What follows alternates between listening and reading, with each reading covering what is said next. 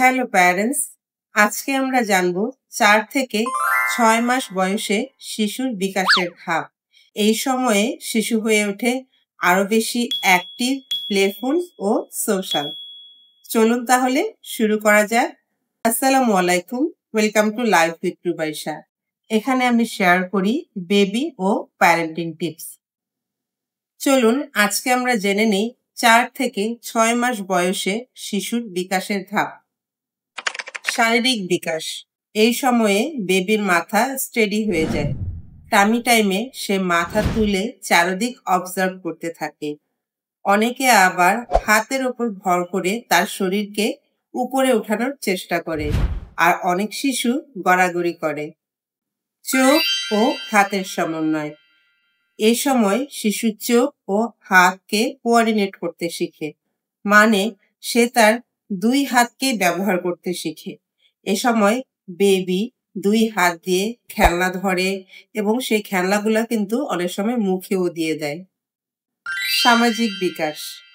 এই সময়ে বেবির সোশ্যাল স্মাইল একদম ক্লিয়ার হয়ে যায়, মানে হচ্ছে সে আপনাকে দেখে হাসবে, আপনার ফেসকে দেখলে সে চিনতে পারবে এবং স্মাইল করবে।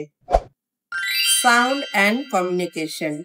4 থেকে 6 মাস বয়সের শিশুরা অনেক রকম কুইং শব্দ যেমন আ, এগুলা কন্টিনিউয়াসলি করতে থাকে এবং মা বাবার শব্দ শুনে তারা রেসপন্ড করে। বাবলিং করে, যেটা ফিউচার টকিং এর প্রথম ধাপ। এখন বলি কিছু রেড ফ্ল্যাগ। প্যারেন্টস, ভালো করে খেয়াল করুন আপনার বেবি আপনার চোখে চোখ রাখছে কিনা, কোনো সাউন্ডে রেসপন্স করছে কি করছে না, এবং সে তার মাথা স্টেডি করতে পারছে কিনা। যদি এই বিষয়গুলা সে না করতে পারে তাহলে অবশ্যই একজন পেডিয়াট্রিশিয়ানের সাথে আপনি যোগাযোগ করুন। এখন বলি কিছু টিপস যা এই বয়সে আপনি আপনার বেবির সাথে করতে পারেন। প্রথমেই প্রতিদিন আপনার বেবিকে টামি টাইম দিন। বেবিকে সফট টয় দিন। নাম্বার 3, বেবির সাথে অনেক কথা বলেন, বেবিকে গান শোনান।